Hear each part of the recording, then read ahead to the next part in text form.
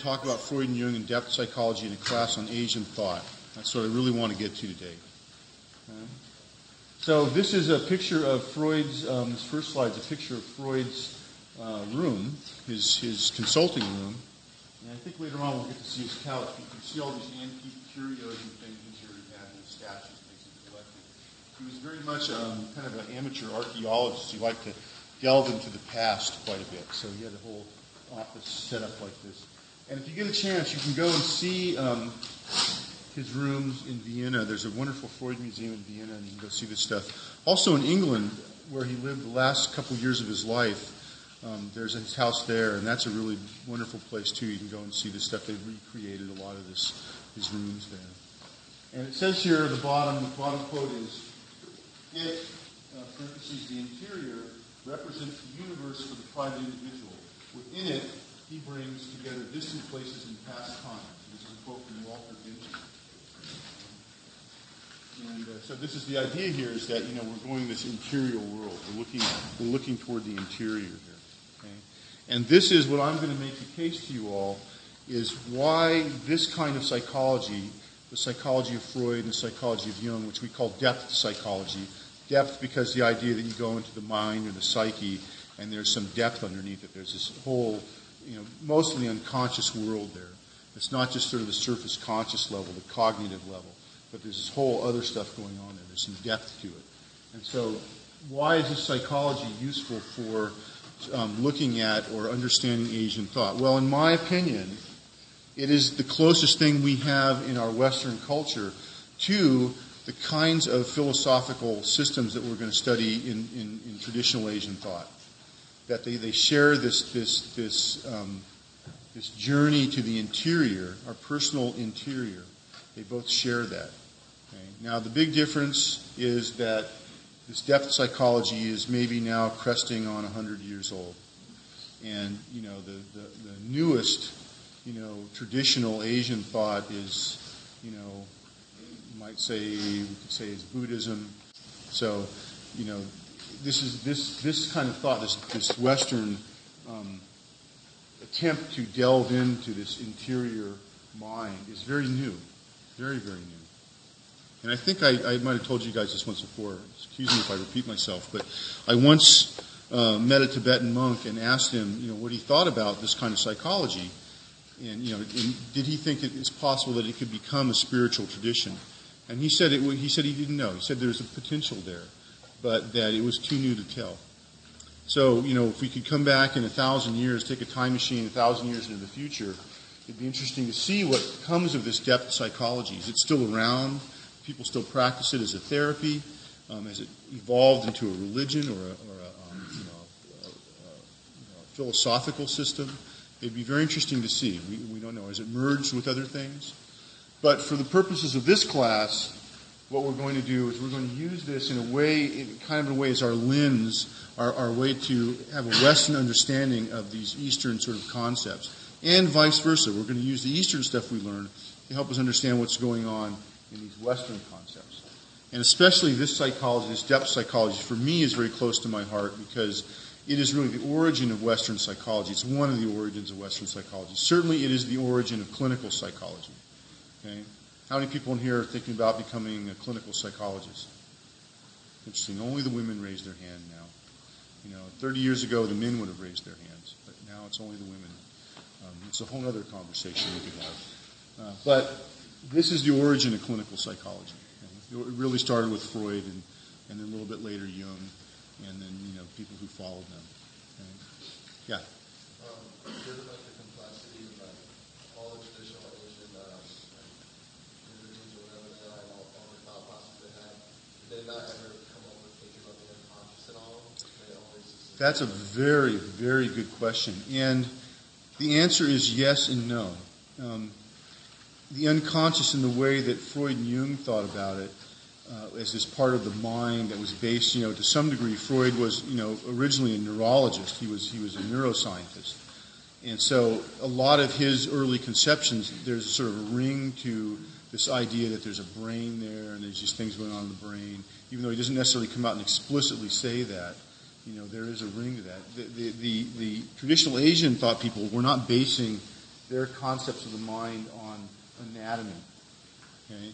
But if you look at some of the things that they talk about, you really get a sense of these things are very unconscious. And certainly the Buddhists worked out a psychological system that would include things that were unconscious, and it's very obvious which ones are unconscious.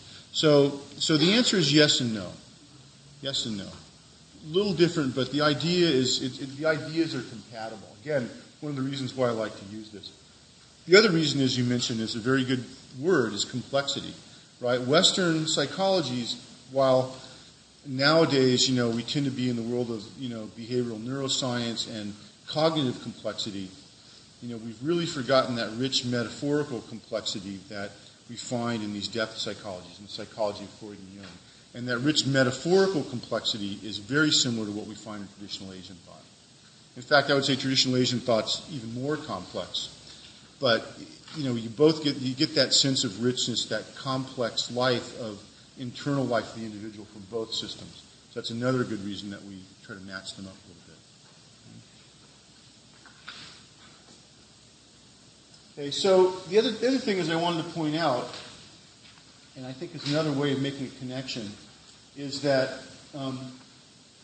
really in traditional Asian thought, one thing that is common to almost all traditional Asian systems of thought is this idea of psychic or life energy, that we as beings are full of energy, and this energy, depending on the specific tradition, comes from different places. But as human beings, we contain this energy. We have this life energy, okay? Psychic or life energy. And I use those kind of terms synonymously because they both are psychic in the sense that there's something that we experience, through our cognitive faculties, or we experience them through our bodies, and then also life energies in the sense that they're not just cognitive, okay? They're beyond cognitive.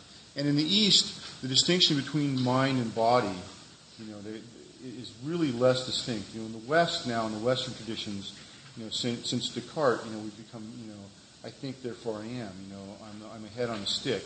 In other words, my body energies really are separate, but really drive and control, or my mind energies are really separate, but control my body and my bodily functions. In the East, that's much less distinct. Okay, mind is what is psychic, what is mental, what is mind is much more all-inclusive of the body. So these energies in the East become a little bit more whole body. And so we have a couple of these, and we'll talk a little bit about these as we go on. In Hinduism, it's called prana. The direct translation of prana is something like breath. Okay? In Tibetan Buddhist thought, this is called lung. In Tibetan, lung. Also very similarly related to prana. And in Chinese traditional thought, in Taoism, it comes from Taoism, but also just in some native Chinese, sort of cultural thought. Qi or Ji. The new modern translation is Ji. We kind of know it as Qi now. Same idea, right? Same idea. And the idea is that these energies flow through the body in channels. In Hinduism, they're called nadis, N-A-D-I-S. And in Taoism, for instance, they're called meridians.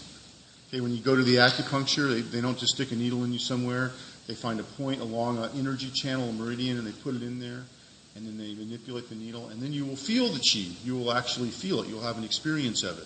So it's not something that's mystical that you can't actually go and have an experience of it. And of course, we experience this all the time, but we never realize it. And if you do yoga, a lot of you said you practice yoga, you feel the prana with your breath as you're doing the movement. Suddenly you're doing a difficult movement, and you get the rhythm with your breathing, and suddenly it becomes easy, that you feel the energy sort of flow. Or after when you're done, you're lying there, at the end of class, you feel the energy in your body, suddenly moved up a notch. That's the prana, right? So this whole idea of this sort of life energy, that we're all these animate creatures here. We're not just the sum of our nerves and blood pumping around and our heart moving, but there's this sort of energy, this overriding energy that animates us. Okay? And these energies are to some degree sought in this interior world of the person. The ways of accessing those are through the interior, right? Now, and there's a little bit of exception to that. that you can get into the interior by going directly to the interior and working your way out and experience energy, or you can start from the exterior and work your way in. And most of the things that we're familiar with start from the exterior and work their way in. You know, most martial arts traditions, yoga, et cetera, et cetera, et cetera, some kinds of meditation start from the outside and work their way in. But some work the other way around. They start inwardly and they build up an awareness of it. But they're all, whether they go out to in or in to out, they're all interior to some degree. Okay? And we'll talk a lot about these techniques, these meditation techniques, and other kinds of things throughout the semester. And then if you ever take the Asian Warrior Culture class, when we give it again, we'll go into a lot of detail about those techniques that are related to the martial arts. Because accessing your life energy, your chi, and being able to manipulate that also makes you a good fighter. Can make you a good fighter. Not necessarily, but can make you a good fighter. Can keep you in good health, right? So keeping this energy moving, keeping it balanced, is also a health practice. Okay? So I bring this up, and I show a picture here. This is a Tibetan painting here, and this is showing it. You can't really see very well in this picture on the wall here, but this is a body, and in this body are these what they call chakras, these energy centers that the prana moves up, or the lung moves up. Okay? And this is a picture here of a Hindu sadhu, you know, doing a very austere meditation practice. He's out in 110-degree sun. He's surrounded by rocks, and he's got this hot fire burning on his head, and he's meditating, right? So another idea of, way to manipulate the energy. And then, of course, here this is a kung fu style. This is actually my teacher Linda from Santa Cruz, and she's doing some kung fu here, Chinese kung fu. And so again, these postures, this exercise, helps manipulate and develop this internal energy. Okay? And in my mind, this is very similar to depth psychology. Depth psychology is perhaps now the only psychology, the only thing in Western thought that really parallels this, where we have internal psychic or life energy and where we study how this internal psychic or life energy affects us both mentally and in other ways, physically and in other ways, the way we live our lives. So I think this is a very important parallel, and actually, as I research more about this stuff and I think more about this stuff, I really have come to think that this is very, very important. And I think the last time I gave this class, I didn't talk about this. I thought, yeah, it's kind of important, it isn't, And now, I've been thinking and putting more time into it. I really think this is important. It's an important parallel, because in the West, our scientific psychologies tend to be, a little bit more mechanistic. They tend to be a little more reductive. But this is a kind of psychological tradition we have in the West where we can look at the human being a little more holistically. And that is more in concert with these Eastern traditions. Okay? That make sense? Questions about that? We'll hopefully get back to some more of this stuff later. So what I want to do today is I want to start by talking a little bit about the sort of Western concepts of psychic or life energy that come out of Freudian and Jungian psychology. Okay? So we'll start with Freud, because historically he was the first one. And Freud really talked about two kinds of psychic energy. The first one is called instincts. And the German is saying it's instincts. And instincts are biologically fixed and evolutionarily determined, right? So, what's an example of this? I see a bug walking on the ground, and I go to squish it, and that bug senses my finger coming to squish it, to use the shadow or whatever, and what does it do? Does it sit there and get squished? Does it run away? Yeah, it runs away, right? It doesn't want to get squished. That's an instinct. That's biologically determined. That's programmed into its genes. From the Western point of view, we don't consider that bug to have a mind, per se, like a cognitive mind. It's not self-aware. But what it does have is it has some built-in programming, and that programming, is allowed it to evolve and survive in this earth for that long, and has helped it to survive. And those bugs or those creatures that survive are the ones who reproduce, and those genes, that programming gets passed on from generation to generation. So there's very strong programming for basic survival needs, right? What else does that bug do? It eats, right? It sees food, it goes over there, and it doesn't need to have any cognition or thinking to do that, right? That's also what we think of as an instinct. Okay? And the other main instinct is to reproduce, right? Bugs don't need any instruction on how to reproduce; they just do it, right? The male black widow spider, which is about yay big, and the female black widow spider relatively is about yay big. The male goes and has sex with her or fertilizes the eggs, however they do it, and then she turns around and bites his head off and eats him, right? That's he wouldn't do that if he thought about it. He would go somewhere else. He would become celibate, or live in a monastery. He wouldn't have anything to do with sex because it's But instinctually, he's driven to do that, right? And there's whole reasons for that. It's a very interesting subject, evolutionary psychology. I'm hoping to teach a class on it in the future. It's one of the areas I'm very interested in, so you'll know why that bug does that kind of stuff. For this class, that's not going to be, it's tangential to what we want to talk about. But the idea that there's an instinct among creatures, right, that they do this without thinking, without cognizing things, that they have this programming. And that's what Freud means by instinct. And the idea is that humans also, all animals have instincts. Humans have instincts, right?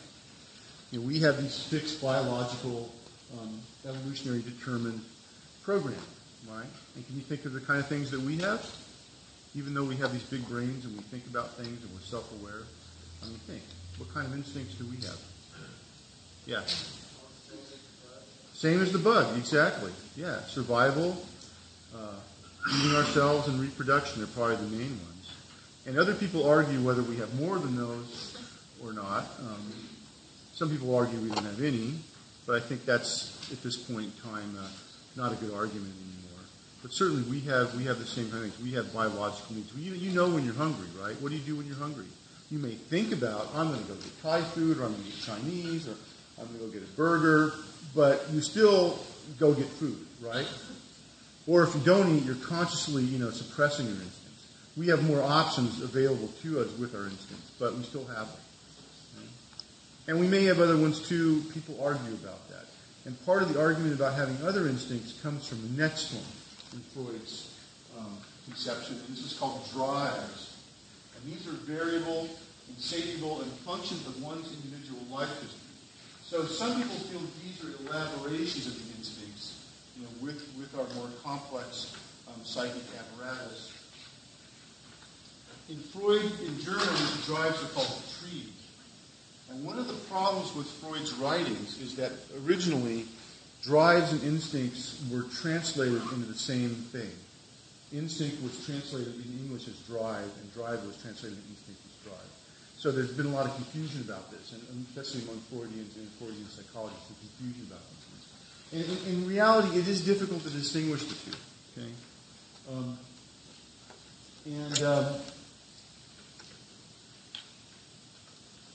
I like to think of drives as being a little bit more variable. They're a little less fixed. They're a little more variable, right? They're a little more like the next level up from instincts are very basic, and then you sort of elaborate upon those, and then you get what I would think of as drives. Okay? Now, people would disagree with me on that, but that's kind of how I conceive it. So, for instance, we might have one of our instincts might be to reproduce, right? Hence the beautiful naked couple up here, right? But a drive related to that might be to form a couple with somebody. Okay, to couple up with somebody. Okay, the basic drive is to reproduce, but or the basic instinct is to reproduce, but the drive manifests as this desire to couple up with somebody. And it can even be somebody of the same sex or the opposite sex. But this idea that you want to bond with another person, you want to form a pair bond, as they say in evolutionary biology. Okay? So here's the other picture, right? Okay. That makes sense? It's a little vague, and nobody's really figured it quite out distinctly. But so I'm going to try to clarify it for you, even if I'm slightly a little bit at odds with my colleagues. Okay. So the psychic energy, Freud conceptualized, and again, he's talking about this energy, right? This energy, right? And he conceptualized it as libidinous and non-libidinous. And libidinous energy, or the word libido, which you've heard, right, which is often talked about as the sexual drive, or often as Freud called eros, is erotic, possessive, unifying. It's a pleasure principle. So it's not, and this is a big misunderstanding of Freud, it's not just about sex, not just about sex drive, but it's about seeking pleasure, right? Or in some way, some people conceptualize it too as avoiding pain, right? So if I go to squash the bug, and that bug runs away, its psychic energy is mobilizing it to run away. What it's really doing is avoiding pain and seeking pleasure. When that bug goes to eat something, it is seeking pleasure, right? And so this is also related to Freud's theory of development, that infants, children through various stages, find pleasure in different zones of the body, starting with the mouth, and then I think it's the anus, and then finally it's the genital region. And then that gets elaborated on as they get older. It's really pleasurable. It's really seeking pleasure. Right? And the other non-libidinous, non-sexual energy is thanatos, which Freud originally thought of as a death instinct, as a death, almost like a death wish, a death instinct. But later on, this gets modified into a destructive, aggressive energy. Okay? And you can imagine the bug too. What's the other thing the bug can do? You're going to go squish it, right? What's the other thing it can do? Turn around and sting you or bite you, right? So it's got a couple options. It can run away, feel pleasurable. It can turn around and sting and bite. In human beings, these energies are ambivalent. Hence my wonderful picture of Supergirl and Batgirl, right? So Batgirl's been bad.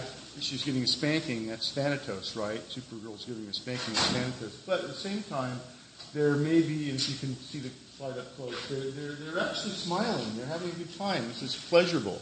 So there's also an erotic component to it too. And of course, we know from human sexual behavior that this is very common. That there's often aggressive and sexual behavior mixed in human sexual behavior. That the pleasurable and the aggressive are mixed together. Now, some people take this to the extreme, and you have people who do S&M and bondage, where they're really hurting each other, and that's where they get their pleasure from. That's sort of the extreme. But I would say the majority of people, probably, there's some little mixture there. Okay? Does that make sense? Okay? And there's an ambivalence in these things, and they're often present in the same behavior. Okay? They're often present in the same behavior. And if you think about this, and you're really honest with yourself, you may agree with this. You may not. You may be repressing it right now and saying, I don't want to think about this. I'm going to repress it in a very Freudian way, which means you'll go home tonight and you'll have a dream about something, and it'll be related to this. And we'll talk about that. That's okay, though. That's what Freud said we do with things that are, forbidden things that come to consciousness, that come to light. We can't deal with them in our consciousness, for whatever reason. We have to feel we need to repress it. It makes us too anxious. And we repress it, and then it comes out in a dream. Okay, it'll come out in dream form. It'll be changed around. The symbolism will be distorted. It will be disguised. We won't have a dream of having sex or being spanked by Supergirl. Instead, we'll see a hammer pounding a nail, or a key in a lock, or something that's will be disguised some way that won't freak us out as much. Okay? So this is basic. The basic way Freud conceives of this psychic energy, right? This interior energy that we all have. This is what jolts us up.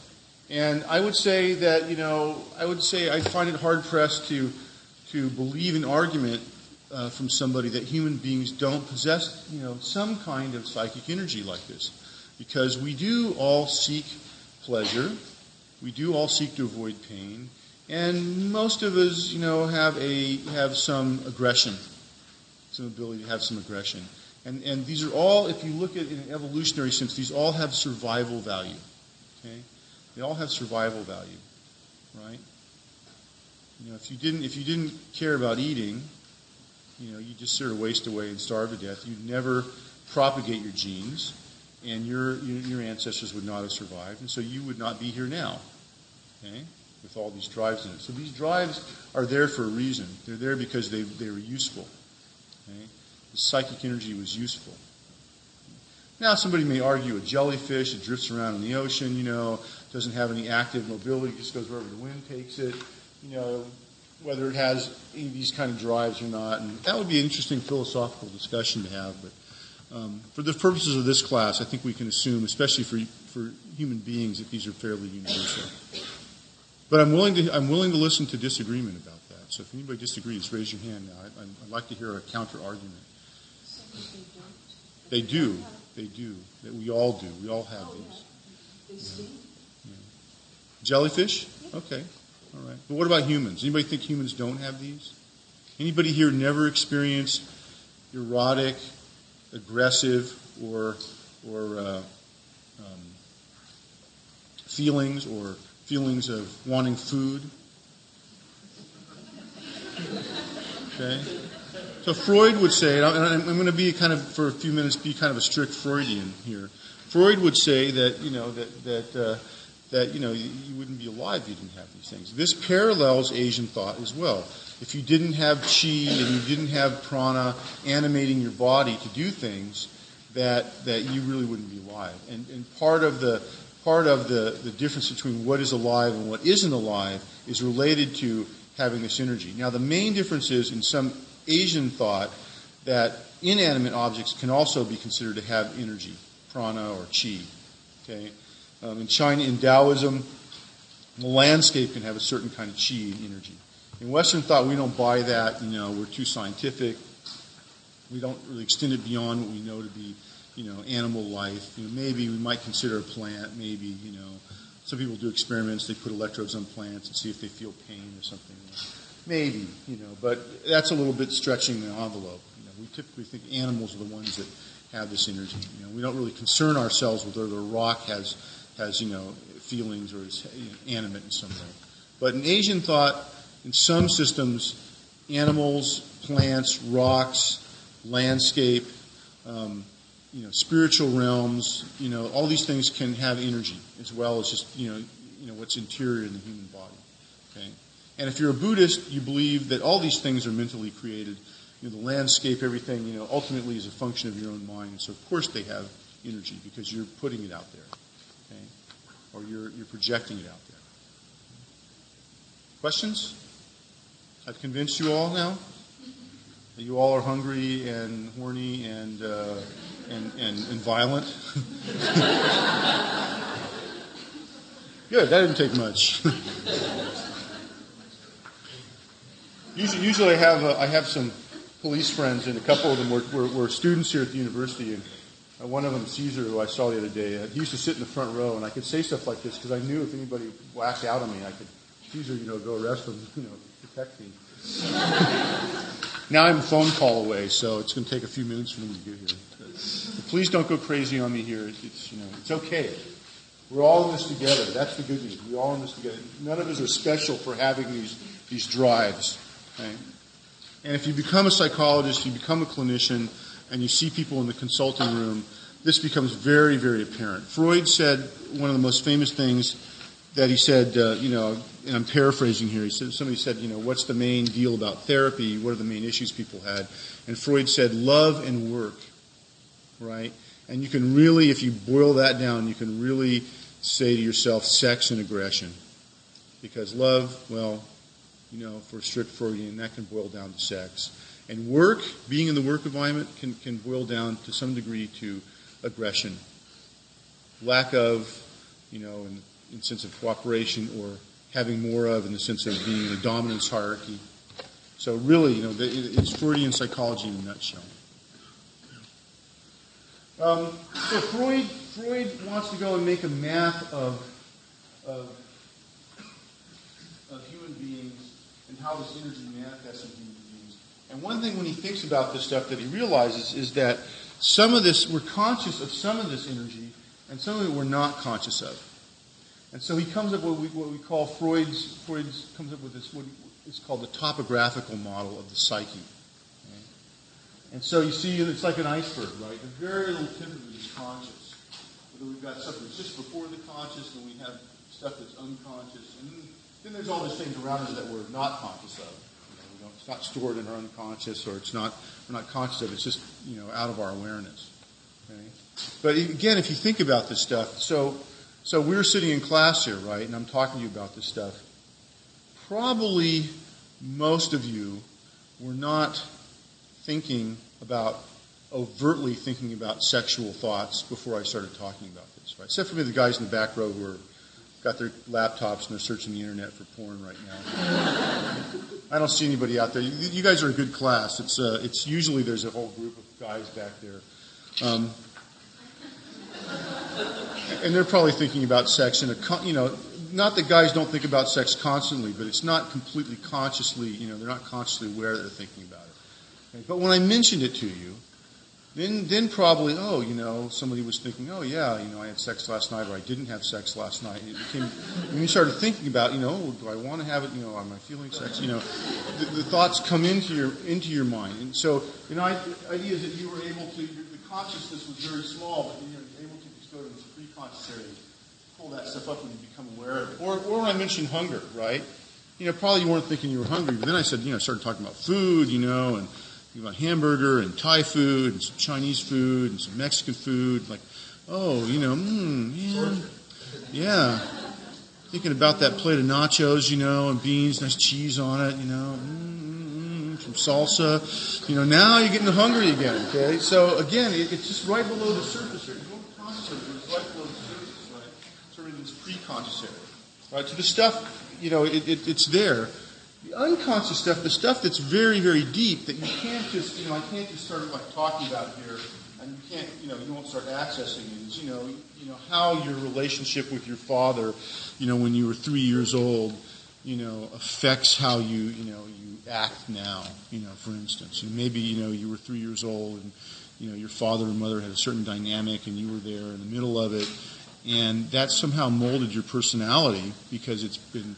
You had some thoughts, some infantile thoughts. Maybe you were having an Oedipal complex. You wanted to marry you're a woman. You wanted to marry your father and kill your mother, or you were, a boy and you wanted to marry your mother and kill your father. And then right after that, your parents got divorced, and so you got some issues there, right? And I can talk about this. This for most people, you're not going to suddenly have a revelation and pull this stuff up out of your unconscious. Maybe it's possible. In a therapy hour, it's possible.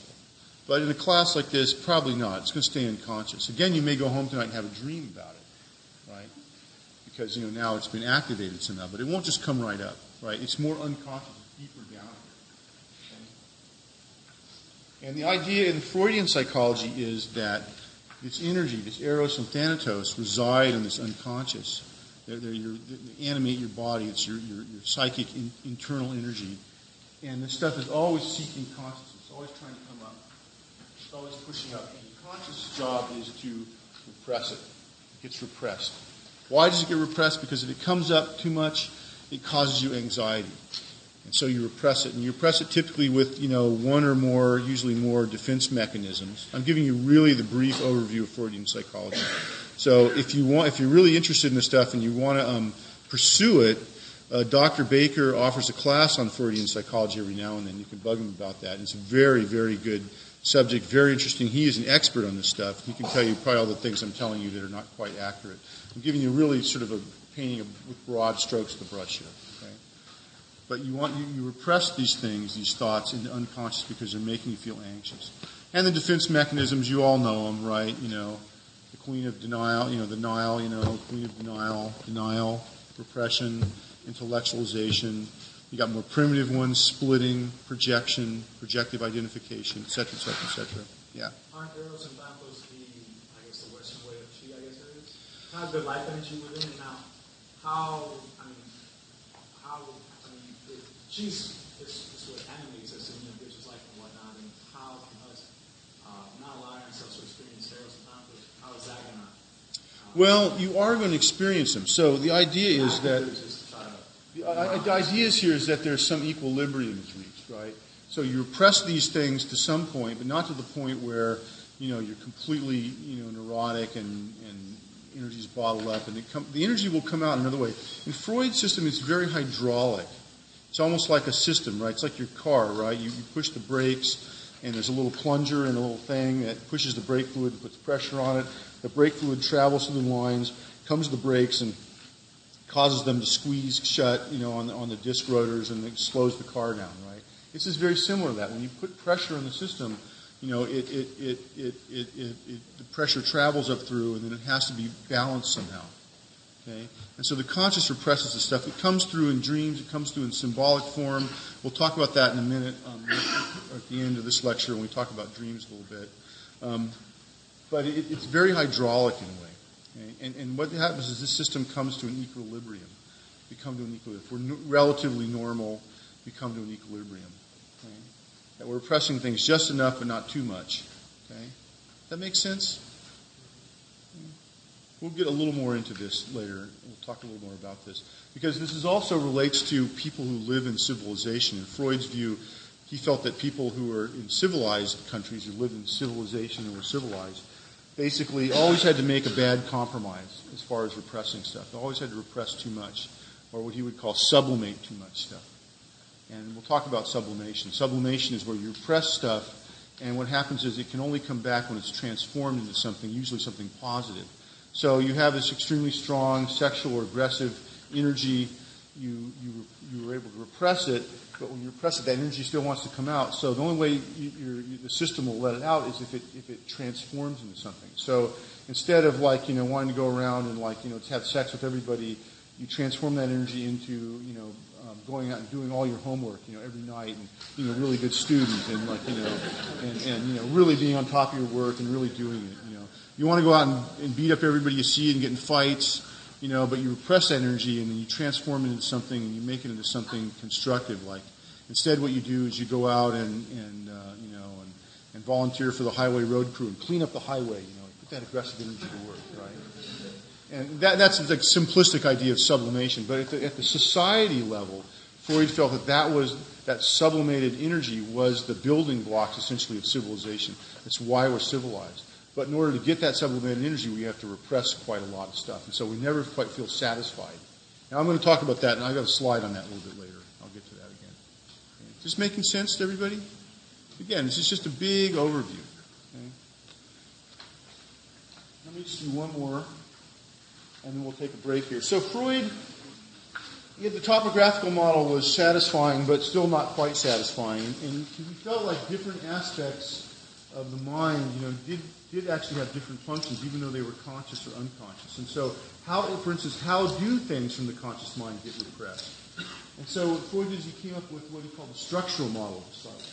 And this includes these things: the ego, the superego, and the id, right? And a lot of these structures, the ego, the superego, and the id, are unconscious. All of the id is unconscious.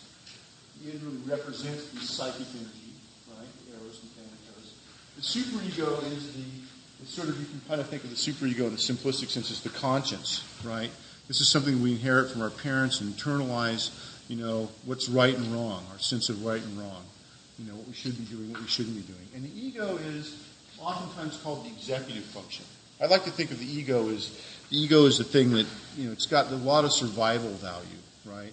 I'm driving down the road, I see, my mind operates, it sees a red stop sign, I'm able to process that information and know I need to stop there. If I don't stop and go through that stop sign, I might get killed, somebody will smash into my car. And so it's kind of this executive function. It kind of keeps me going, it kind of keeps me on keel, it keeps me from doing stupid things to kill myself, right? And then this gets elaborated, and we have a lot of things elaborated in the ego. Identity is related to the ego, cognition is related to the ego. It's got a lot of stuff in it, right? But a lot of times we kind of, in a commonplace way, think of it as a sense of self. I am stopping at the stop sign. I am slowing the car down. I am doing this. I am standing in front and talking to you, right? This ego, this sense of the self, this self-awareness, also wrapped up in ego. But part of the ego you see is unconscious, right? Part of our identity, part of our sense of self is unconscious. And what happens is that the ego is also responsible for suppressing stuff that comes up. Stuff's coming up here from the id. The ego's job is to keep that repressed, right? Keep that down. Don't let it up. And the superego helps with that too. Okay. Questions? Yes. Is the ego somewhat instinctual? The ego, I think of it this way. The ego processes the instincts, right? So when you're conscious of the instincts, when you have a consciousness of the instincts, that consciousness is related to the ego. That self-awareness of the ego. So when I mentioned sex a few minutes ago, suddenly maybe you started having sexual feelings. Okay, it was your ego that was experiencing that. And then what happens is those sexual feelings are not appropriate for inside a class, right? With lots of people here, you start to feel a little guilty about those feelings or feeling like they're bad to have them here. That's your superego kicking in. And then what happens is those feelings get repressed. So I move on to some other subject. You've now forgotten whatever sexual feelings you had 2 seconds ago. Does that make sense? So the ego is kind of processing those things. Well, there's, I think there were like 20 studies done where little babies, they get close to an edge. Yeah. They feel like they're not Yeah. going to go off. Yes. The ego like stops them from doing things. You can think of it that way, and there's a lot of, there's less of it now, but there used to be a lot of controversy about these kind of things, because it used to be thought that even among just psychoanalytic psychologists, just among Freudian psychologists, the idea was that, that kids were born as what they called the tabula rasa. They were empty slates, the ego had to develop, they had no, real executive functioning until a certain, age at which, then this would start, and you'd see the germ of it, and then it would, develop more and more and elaborate until a person became an adult. Now, I think the more the thinking is that kids are born with some innate executive function, whether it's not a full-blown ego, because it's not fully self-awareness, but there's enough awareness there to keep them from going over an edge, those kind of things. And these things are thought of as to be more instinctual, right? Kids, babies, will suck. You put your finger there, or a nipple, or a bottle, they'll suck at it automatically. That's an instinct, right? That doesn't require an executive function. It's just an instinctual thing. So how much of these things are instincts and how much are actually, the formation of the ego? And ego formation is a big deal in psychoanalytic psychology. It's been the area of a lot of theory, and the area of some research, and depending on which flavor of Freudian psychologist you are, you'll have a different theory, a way that you conceptualize. It's very, very interesting. Really, really fascinating. If you're interested in that, I've got a lot of really good references for that, if you want to read about that. For the purpose of this class, don't worry too much about it. I mean, it is, if you were to go on and study, Buddhism in detail, and you wanted to look at how the Buddhists think about the ego and how the ego developed in Buddhism, as opposed to how it develops in Western psychology, you could do a great paper, or you could go to graduate school and do your PhD thesis on that. It'd be wonderful. And actually, the Buddhists do have a whole, theory of ego development, which is a little different than what Freud said. Similar but different. So it is actually something, we will see this in Asian thought as well. This sense of I, this self-awareness, this ego, will also come up in Asian thought. We also have this in Asian thought, but a little bit different. Okay. Does that answer your question? Okay, good. Okay, so again, we find a parallel, to this sort of structural model in traditional Asian thought. And the parallel we can see in the symbol of a lotus, right? And this is, you see, at least in Hinduism and Buddhism, the lotus is a very, very common symbol. And there's, of course, different kinds of lotuses, and they have slightly different meanings and everything. But the overall meaning is the lotus is a flower that grows it grows in water, in ponds. And the roots are down in the muck and the mud, and the roots go up through the water, and the flower comes out at the top and opens and blooms on the top. And so again, this becomes a metaphor for this, either the structural or the topographical model of Freud, right? It's very similar, right? You have all this unconscious stuff down here, all this muck and mud. This is where all these, aggressive and sexual, drives are. And then, the idea is that a person can evolve to, their conscious mind where they open up in the bright sunlight and pure consciousness appear. Okay? And even though they need the muck and the mud, they have roots in the muck and the mud, the consciousness can become pure and open up. And or can just become conscious, right? Become aware. And so when you hear things like the word Buddha, right? Buddha, the word Bud, the root of the word Bud means to be awake, right? Awakened one. Buddha is the awakened one. And so the idea of this lotus here is to be seen as, the consciousness awakes here, right? And the flowers are beautiful. They're, They're, a beautiful color. They're pure, right? The consciousness is pure. It's unsullied by the mud that are down by the roots. Again, very similar to this idea, right? That you have this ego, this consciousness that opens up in the light to be pure, right? And all this other stuff is underneath, and it's an equilibrium. Right? So very similar kind of metaphor. Now the difference is, the important difference is that in the lotus example, we consider this to be more of a positive psychology, right? The consciousness opens up, it's pure, it's wonderful, it's unsullied. We think of this as a positive thing. As where in Freudian psychology, we're always working within the specter of psychopathology. There's always this idea that human beings have this pathology, right? Even Freud said, really the best we can hope for is to be aware of our neuroses. We're never going to get rid of them. We can become aware of them, right? So you could see in the traditional Asian thought with this idea that we're working towards some sort of pure consciousness or enlightenment or awakening, as where in Freudian thought what we're really doing is we're just going to try to become aware of our impurities as much as possible. Okay? And in a way, Freudian psychology is actually closer to Taoist thought, because Taoism is a little bit less about transcendence, and this is a great symbol of transcendence here, and more about becoming aware of who we are in the world that we're in. Okay? And we'll see some important differences between Hinduism and Buddhism on one hand and Taoism on the other hand. Okay? Taoism, we don't really necessarily transcend things. We just become aware of the natural cycle that we're in. That's a little bit, to my mind, that's a little bit more like Western psychology. We're very Taoist sort of way of dealing with things. Okay? All right.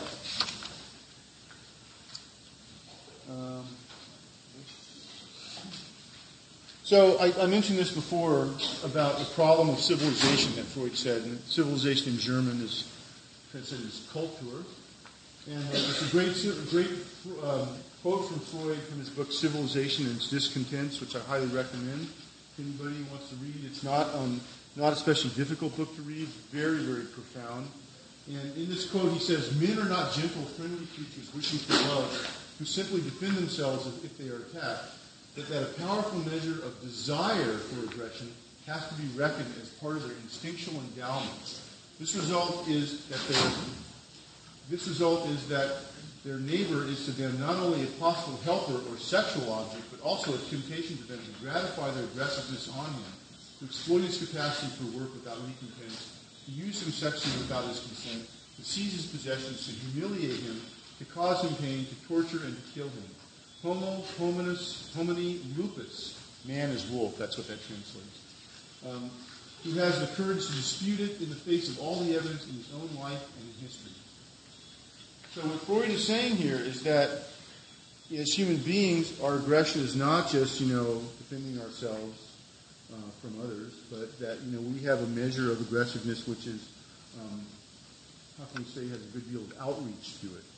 That we're not just, sort of these nice people who go along and then, just get aggressive when we're attacked, but that actually we have a large measure of us that wants to go out and attack other people. And if we can subdue somebody and get them to work for us or, force them to have sex with us, in some sort of violent way, we'll do it if we can get away with it.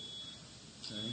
So he took a very dim view of human nature over it. Freud was a very, quite cynical guy to some degree. And Civilization of Its Discontents was written later, a little bit later in his life. And this is after he had I believe he had a son who died in World War I. I know he had sons who fought in World War I. I think one died in World War I. And so he'd seen, this great war. He was very, very cynical about human beings' capacity to contain their aggression.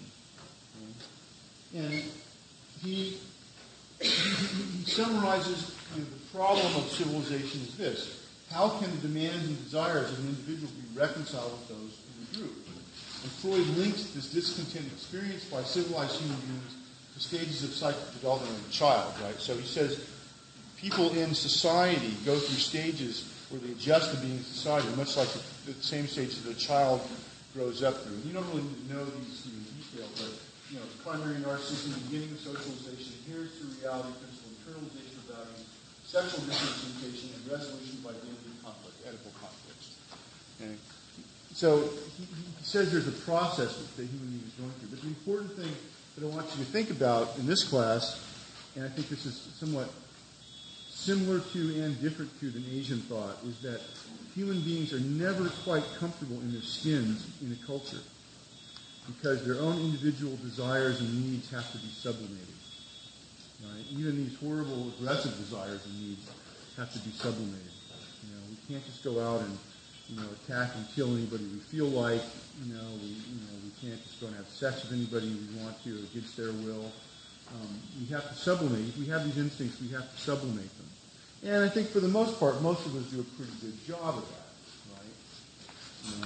Probably all of us here have experienced road rage at some time. How many people here have been cut off on the freeway and started swearing and yelling and screaming at people? Yeah. How many people here experience it once a week in Camarillo? Usually with another driver who's on a cell phone. But this is an example. We all have these experiences. For a split second there, somebody cuts you off. You probably, for a very nanosecond, you probably want to kill them. And that passes. You quickly sublimate that, quickly repress that thought down. But the potential for that is there. And how do we know that? Well, we can look around and we can see people who do these sorts of things. We have plenty of killers in our society. We have killings in Oxnard just last week. It's close by here. We're involved in a war. People are killing each other. There's parts of the world that are perpetually in war. People are perpetually killing each other. It's become a way of life almost. So we look around in the world, we can see this. And Freud challenges us here. Look around. How can you say this isn't true? Look around what you see. And the only thing we can really say is, in our defense, is that, approximately, right now, close to us, we don't see anything going on right this second. And isn't that wonderful? Right? But this stuff does happen in the world. And people do horrible things to each other. The John Bonet guy, they brought him back from Thailand. I guess, he's probably crazy. He probably didn't do it. But, he was doing other stuff in Thailand to kids. You have horrible things out there. How many people are parents? Yeah, don't you worry about your kids? Now it's almost a point of, I like to think it's a point of paranoia, but, I used to believe people were really paranoid before I had a kid. Now I have a kid, it's like, oh, of course, this is just normal. There are predators out there, and kids are basically helpless. And these predators will take advantage of these helpless beings if they have a chance. And you just have to, be careful. So, maybe I'm getting cynical in my old age, but I look at quotes like this and I think, there's really more than a grain of truth to it. Yes? So would you say that in the course of human history, those tribal societies, like some of them being in the South Pacific or in Africa, that are egalitarian, that have rather tribal elders rather than a ruler and pyramid social structure, do you think those are anomalies? Well, there's been a lot said about this, and it used to be back in the day that the thought was in Freud's time was that these tribes and these more quote primitive societies didn't sublimate as well, and that's why they weren't civilized. And of course, they didn't have all the wonderful modern conveniences, but in Freud's view, they probably were happier as individuals because they could every once in a while get away with killing things or whatever weird sexual practices that the Westerners projected onto them. Right. The reality of it is, as we know now, is that that's really a very biased, dare I say, racist viewpoint, promulgated by white people, mostly of European descent, who are going out and looking at the world and trying to find evidence to prove their own superiority. And we know now this is just clearly, hogwash. It's not true. That you have societies in places that had very, very well worked out, very complicated, civilized societal structures, even though they didn't have the material, kinds of civilization that we have now that we enjoy, or even at the time were available in Europe. The Western kinds of things, Western science, the Western discoveries of different things. The reason for that is primarily due to, believe it or not, it's primarily due to agriculture. It's It's not really due to race, as is long, long believed. I mean, still people believe in that. If you go back and read textbooks, about this stuff, even in the 1900s, in America, you'll see all this racist crap out there. It's just not true. Really, the likely story is that some places were able to develop large-scale agriculture because of the kind of plants that could grow in the environments there, and because of that, they're able to store grain. And because they're able to store grain, they're able to have a whole class of people who can become specialists at doing things. They can go out and become specialists. They don't have to go out and forage for a living or make food for a living. They can do other things, such as figure out how to smelt metals and perform science and do these other things. And then their society can then progress because they can develop better weapons and then go over and invade and take over other people and then become very rich that way. And really, that's more of a likely explanation than anything having to do with race or heredity. In fact, I think personally, a very likely explanation. There's a very good book written by a guy named Jared Diamond. He's a professor at UCLA, and he's written a number of books. But the one that's really good is called Guns, Germs, and Steel. Highly, highly recommended if you're interested in any of this stuff. Why different societies, are the way they are. It's a very, very good, scientifically sound explanation for why different societies develop in different ways, and it really is based on agriculture and animal husbandry as well. Why did American Indians get wiped out when the white man came over? Well, there was a lot of inappropriate, aggressive behavior. I'm saying that very lightly. A lot of horrible atrocities would be the better way to say it. But the biggest reason, the thing that wiped out most of the Native Americans, was things like smallpox. That Native Americans did not have immunity to a lot of these diseases. Why they didn't have immunity? They didn't live in close proximity to the animals that the Europeans did. The Europeans lived in very close proximity to their livestock for a long period of time, and over a long period of time developed immunity to these different bugs that jump from animals to human beings. Right? So when they came here, they had immunity to things like smallpox, or they didn't get as sick. It would be a childhood disease, and then they'd get over it. But Native Americans had no immunity to that. They had a different relationship with animals, and they didn't keep livestock to the degree that Western Europeans did. And so a lot of them got wiped out. Most of them got wiped out that way. And so you see these kind of patterns throughout the world. And this book, Guns, Germs, and Steel, outlines this and looks at different societies all around the world. Very, very good book. He's a brilliant writer. Highly recommend it. Won the Pulitzer Prize. Very, very interesting book. And should dissuade you of any myth you have about white people being superior to other people, or anybody being superior to anybody else. I mean, you might be able to argue that wheat is superior to grass that grows out in a field that you can't really harvest very well, and that allows you to do certain things as a society. But to say that one kind of person is better than another, it's just pure fun. It's people trying to justify their own aggrandizing, trying to justify what Freud says, trying to justify them as being these sort of wolf-like people who go on attack other people because they think they can. And you can rationalize that in the Freudian sense of having defense by saying, well, I'm better than these people. These people aren't quite as human as me, so it's okay if I don't exploit them. Right? We should know better than that now. I hope everybody in this class knows better than that. That's really not the case.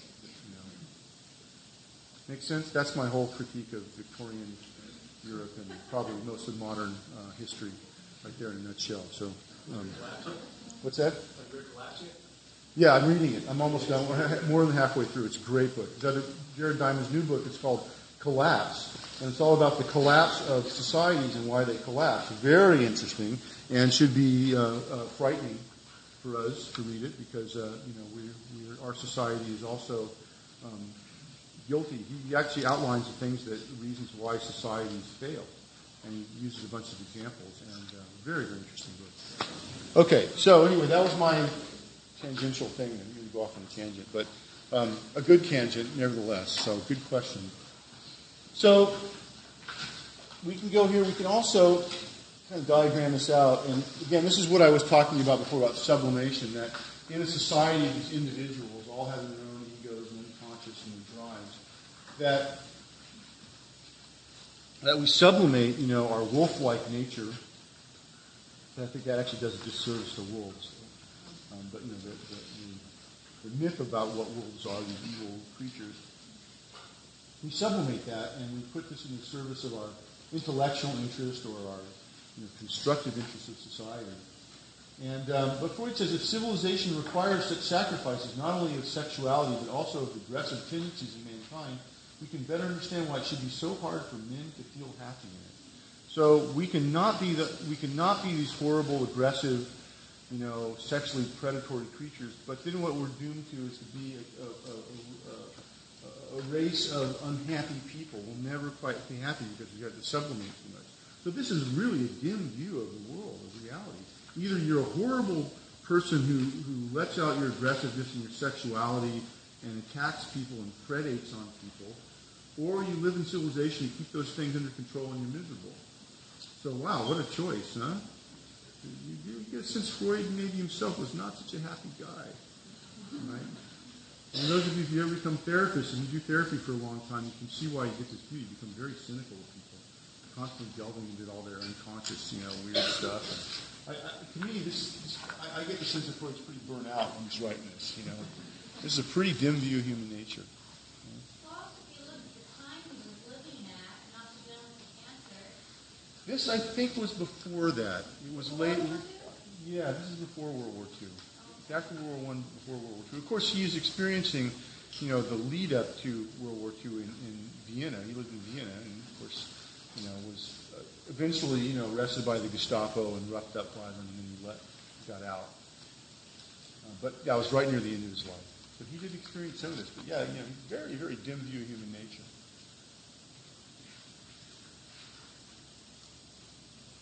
Okay. Another idea in Freud's model of the psyche is this idea of projection. And here's a picture of Kali. We're going to see more about Kali later. And this is a wonderful young woman who's depicted with knives and severed heads and other things standing on the corpse of Shiva. And we'll show this picture later. I'll show you a big version of this. We'll talk about this. But I use it here to illustrate this idea of projection. Projection is an unconscious process where a person imposes subjective feeling or thoughts on someone, something, or somewhere. So this is an unconscious process that people do without awareness most often times. So here we are. We've sublimated all this stuff, all this negative, horrible energy. Well, what do we do with it? Well, we repress it. We can use our defense mechanisms with it. But one thing we also do with it, and this can be a defense mechanism as well, is we project it onto others. So all this negative sexual and aggressive energy, we put it out there on other people, right? What did Reagan call the former Soviet Union, right? Called an evil empire. It's a great example of projection, right? Took all the bad stuff of his own, which he didn't want to deal with, and put it out onto them, right? And of course, he was such a nice guy, right? You go to the Reagan Library, you walk around, and see what a nice man he was. Really, you're impressed by his sort of like, on a personal level, regardless of his politics, on a personal level, just what a nice guy he was. Just seemingly nice guy. And but there underneath is all this other stuff, like we all have, and he's conveniently put it out onto the Russians in this case. Good example. And later on, we met Gorbachev and. Kind of soft, but he said, I see no evil, Can't project onto them anymore, better find somebody else. And of course, we're now guilty of this in our society now. Who do we project onto? Who are the evil ones out there, right? Muslims, right? Pretty much now all Muslims are evil in our eyes, right? Of course, it's not true.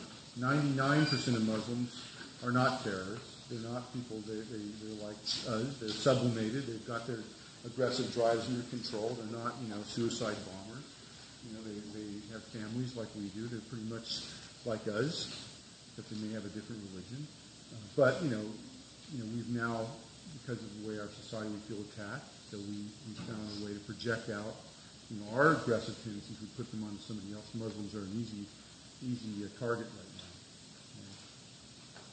So we see that. And I don't know, there's something on Monday, September 11th, some September 11th Remembrance thing. I'm supposed to talk at that. So if you want to come to that, I think it's at the Hub at noon. I'm going to talk about how terrorists get made. So some of this will relate to that. Noon. Yeah. I don't know what I'm going to say yet, but I'm going to talk about that. So. I may just repeat this lecture again. Freud said everybody was horrible, so, they're horrible. They're not able to sublimate, right? Freud would probably say.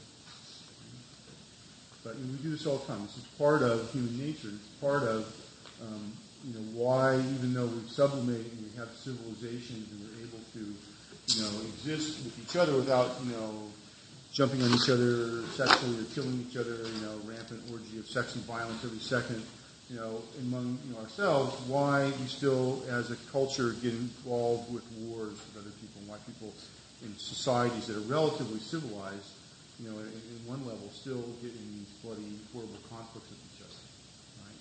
Because, we still have this projection, still project out all stuff. And people project onto us, right? So you can say there's people over in wherever now, Al-Qaeda people that project all these bad things about us, Hey, we're not bad. We're not those bad people. We're nice. We're not like that. Well, we project onto them, they project onto us, and then there's a clash, right? A cultural clash. So when you hear in the news media about the culture clash between the Islamic world and the Western world, think about this. Think about this projected stuff. I think there's a lot of this going on in the world, right? And a lot of it happens sort of at a national, social level, not just the individuals. We all together, as a group, we have group projections on other people. We all bind to each other's projections. Okay? So, unfortunately, some of Freud's, some of his cynicism is, unfortunately, well-founded.